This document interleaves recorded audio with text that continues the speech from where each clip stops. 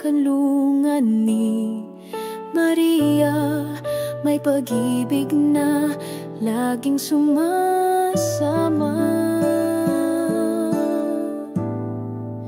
Kanlungan ni Maria, tahanan ng pag-asa.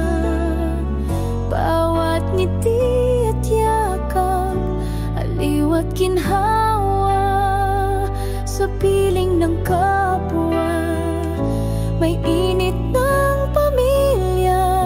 Kanlungan ng pagmamahal, kanlungan ni Maria.